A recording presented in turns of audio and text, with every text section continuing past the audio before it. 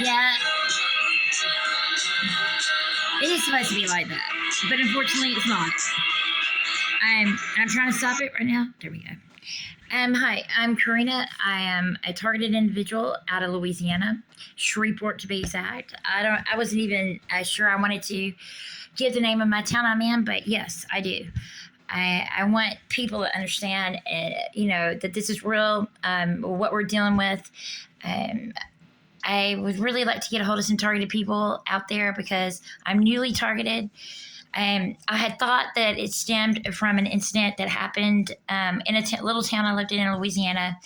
I've moved since then because the community got together and I felt hated. I was hated. And they got together and got me the heck out of there. But they formed really quick, and I was thinking, what is the deal? Well, the deal is that I have been targeted for 8 years now. And I know that now. I just thought, man, what a string of bad luck. But no. Also, my boyfriend was also a targeted individual. Let me just start off, by telling you what happened to him. First of all, I had been researching this and all since I was severely hacked and kicked out of this, town in Louisiana. It wasn't. It was something that I did not do wrong. I'm in a wheelchair and I was on a 7th floor with one elevator that was broken down and they refused to help me. I was there for a couple of weeks, stranded on the 7th floor. The news came out and interviewed me. After that, the town was on my ass, man. And I didn't know anybody there. I just had a couple family members there, but nobody to really have my back, no friends. So I decided to move back to my hometown, which is Shreveport. And I thought, man, this is great. This is not going on anymore. I felt relief. I didn't feel as stressed out. But it started happening again just a couple of days ago. I've only been here a week. It subsided for like 3 or 4 days, and then it started happening again. And from what I hear, what happens is like I'm a typical textbook case.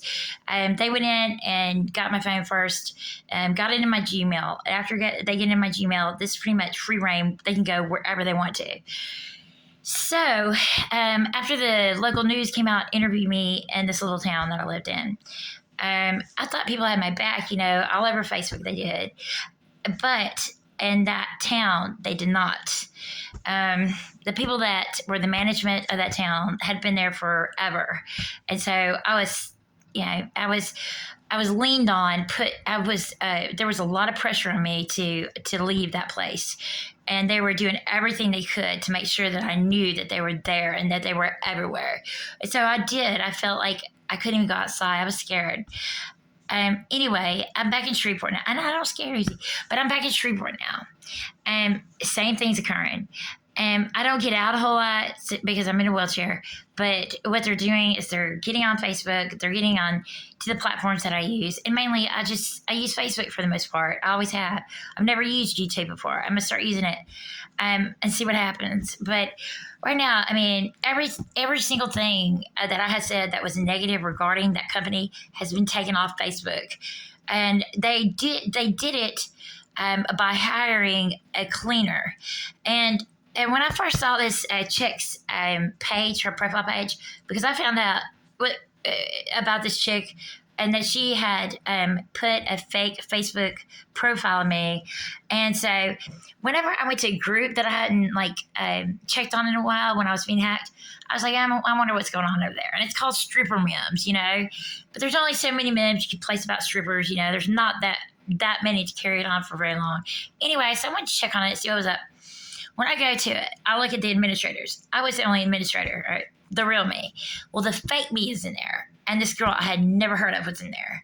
And so I took a screenshot of it because it's the only way that I've heard and the only way I can think of that you can possibly gather evidence on the computer because things change so rapidly. So I've been taking screenshots of everything. And I took a screenshot of not only her, but the real me and the fake me being in there. Now I have reported this fake me page to Facebook 3 times. And all 3 times they come back to me and say, they're not doing you any harm. They're not. Now, if you can report a specific post and prove to us that they're harming people, or misleading people or whatever, it's misleading because it's not me. And they have a lot of my friends on there. Well, I know the chick that made that page, obviously, because it was her, the fake me, and me as administrators in that group now. So it kind of, it told me what the deal was. So I go ahead and I look this chick up as fast as I could on Facebook, her regular profile. And I see that she's a maid. Well, it says cleaners. She has a cleaning company. I was like, oh, well, a maid. What is a maid doing, like chasing me around? What is the deal with that? So I started looking at it a little deeper, and what I discovered were that cleaners are hired by big corporations to clean up social media disasters. And considering that I had like 12 different pages at the time, I was developing for business reasons. I had put that stuff all over Facebook, on all my pages, on all my profiles. And I had 3 profile pages. I've only got 1 now. I'm trying to downsize a little bit after what's happened to me. But anyway, so these people came in and they took every single negative thing off that was said about the company, about my experience there with the elevator situation, and everyone else's comment, of course, disappeared with it because they just did away with the post. I don't know how they were able to accomplish that. I don't know, man. I didn't think they had my password.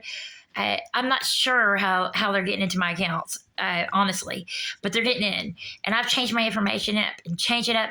But anyway, I was kicked out of Monroe. So I come back to Shreveport. Same thing starts happening to me again. I ordered, since I'm in a new apartment, I ordered like a Wi-Fi to be delivered. Well, like a router. It's delivered. And I start looking at it, and I'm going to do the self-installation. I get onto the app that it tells you to get onto, and I'm following the directions, and I have a question. So I go to the chats, and to chat with an agent. So I go to the chats, and I see that there's already a message, supposedly from me, in there that says, please reference the above number for this account. Well, I didn't write that. So they're generating some codes and getting onto my accounts, all of my accounts. I don't know how to protect them. I don't know what to do. I'm really not sure. I've talked to a couple of people that said, this is what you do if you're cell phone attacked. Well, I've done all those things more than once, and it didn't work. So what I really wanted to talk to you about was after I started thinking about it, it was like Monroe could not have organized this stuff so quickly as to just be on my ass like they were, and from everywhere. And so I started thinking about it. I was like, damn, man. And it started making more sense to me and more sense when I found out what targeted individuals and gang stalking was. I started thinking about it. And I was like, oh, my God. And it's really, really sad what happened to me before. And I thought a bunch of undercover cops were chasing me around. I was thinking that Shreveport had the biggest undercover cop population in the world because there were so many of them. They were everywhere, and they were following me around. And they were putting a lot of pressure on me, letting me know they were following me around. And it was scary, though, but I thought it was cops. Because, I've done some things that, no violent crimes or anything like that, but I've done drugs before. And so I'm, concerned that it had something to do with that. And they were chasing me, I thought. They were everywhere I went, and there were so many of them. There was no way that it couldn't have been for me. I was just, freaked. So I did something really, really, really kind of stupid, but I was, emotional. I didn't know that these were gangstalkers and they can't really touch you. I thought these were cops, and I was like, well, they can touch me.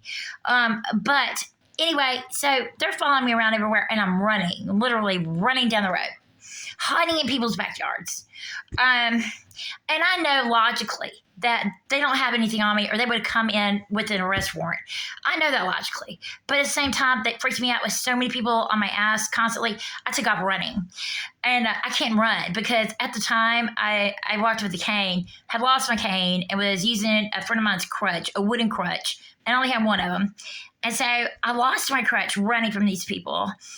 They were like, when I skipped into a bar to just chill out for a second, this guy on a bicycle comes in. And and they were closed. The bar was closed. But they said I could chill out for a minute. Well, this guy on a bicycle comes in, asking for directions, and just to check out, see if I was in there. And I know that's what was going on. But I thought it was a cop. I don't think they're all cops now, like the little people that are chasing me around and stuff that aren't in cop cars. I know that they're working, with them, but I know that they're not. And so my mom has advised me to get a gun she's getting a gun. Well, she has a gun, and she loves her gun. And so she's recommended me that I get a gun because, I've heard they break into your house and stuff, Gangstalkers do. So I want to protect myself. I mean, not only protect myself, anybody breaks into my house and gets in my house, I'm killing them. Seriously. If they come into my house and I don't invite them and they come through an open window or they come or break a window to come in and I'm here, they're gone. I'm not going to think twice about it. So I am going to get one of those, to protect myself because I'm in a situation now. And I found out that it's gone on for 8 years. And I thought there was just a bunch of freaking, there was a bunch of cops on my ass. Well, basically there are, but they're using criminals, violent criminals to do this stuff. I met one not too long ago. Okay. Dumbass me. I did not know he was a gang stalker. He had told me he had been gang stalked before. So I thought, oh, wow, this is going to be cool to talk to somebody, that's gone through the same experiences as me because I haven't really met very many people in this position yet. I'm hoping with these internet videos that does happen, but so far it hasn't. So anyway, I meet this guy online on Facebook, and I invite him over to my house like an idiot. Okay, yes, I'm an idiot.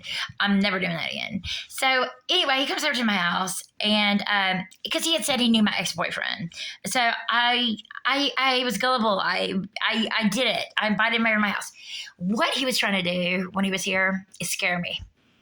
He was telling me he was a gang stalker, and then he told me, and it didn't matter to me because I'm not prejudiced at all, but obviously he is.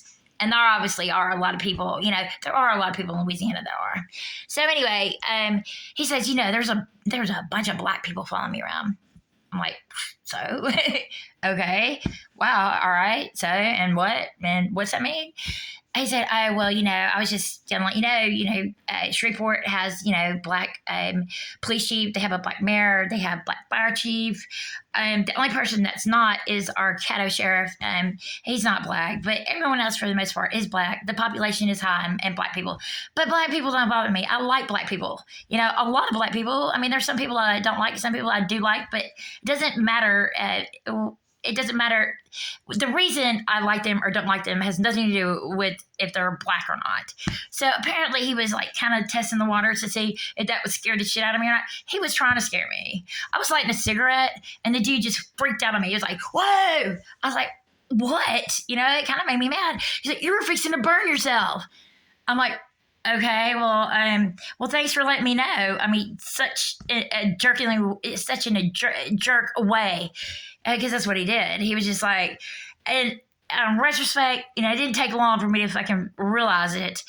Just a day later, I knew what the fuck was up as far as that dude. And he was feeling me out. He was trying to scare me and make me think there was nothing that I could do about my situation and that it was better for me just to let it happen. And what I said to him was this. I said, you know what? I said, if I don't do anything, or if I fight back, they're still okay. I said, if I don't do anything, they're still going to be after me. They're still going to do the same thing. So why not fight back, right? That's the way I'm thinking. That's how I feel anyway. And he just kind of there's no way you're going to ever win, which is probably so, because I'm going up against a lot of people that are very high up in law enforcement. Are very high up in government jobs, have a lot of power in our country, and I have found I've been delving into it, just finding out the facts of what targeting individuals and gang stalking consists of, and it does not look like you have a way out. They're going to be after you until till you conform, till you make a lifestyle change, till you say, okay, well, you know what?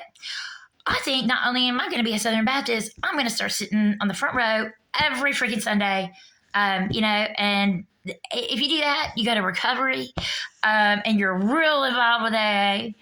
I think if you were to do something like that, then maybe they would back the fuck off of you.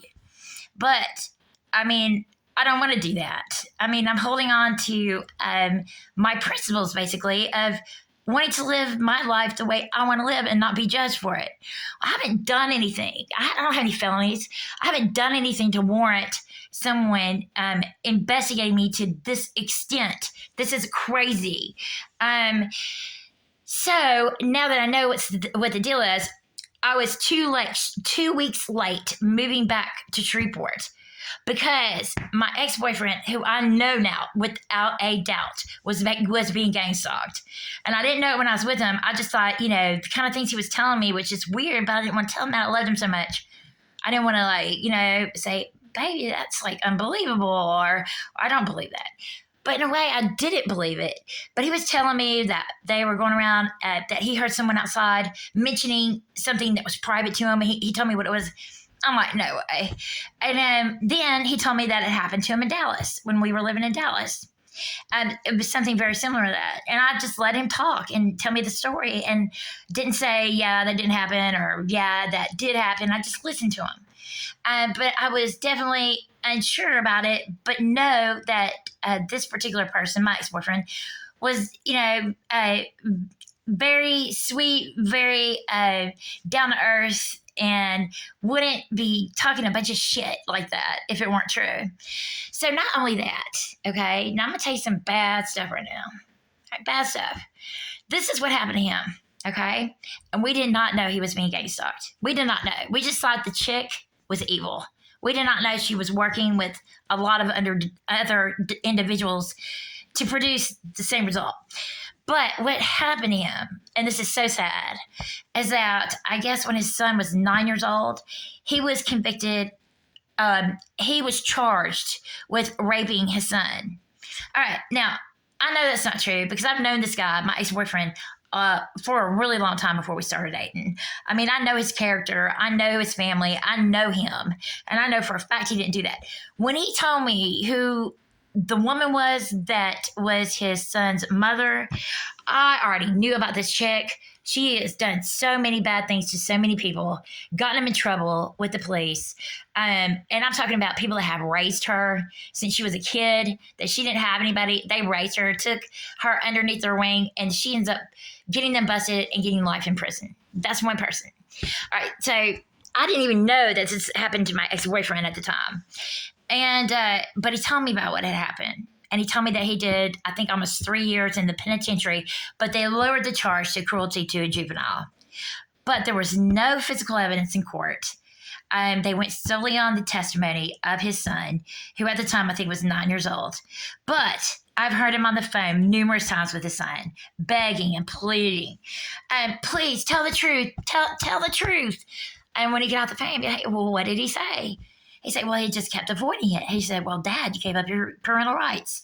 He would never say, okay, Dad, I'll tell the truth. Or I'm sorry, Dad, I lied, because he did.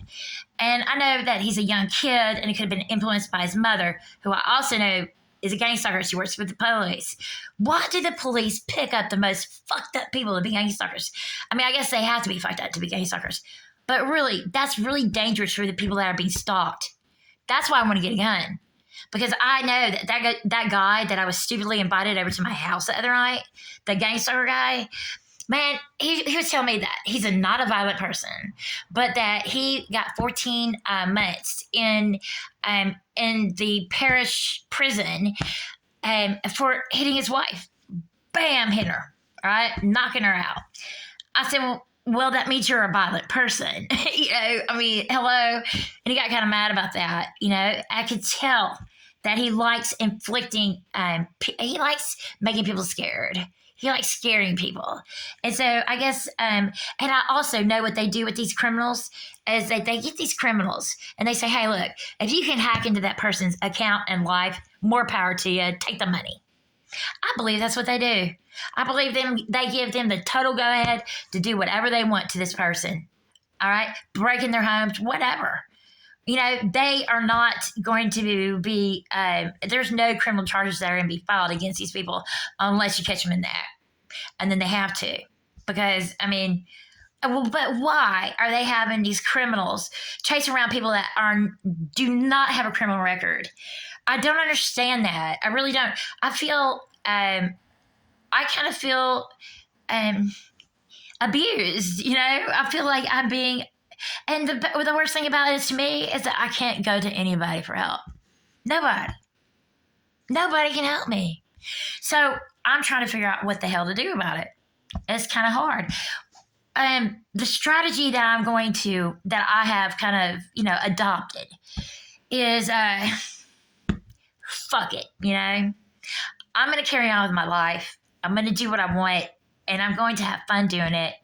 I don't want them to keep me from going outside or, having relationships with people, having friends, having a business, all those things that I am planning on doing.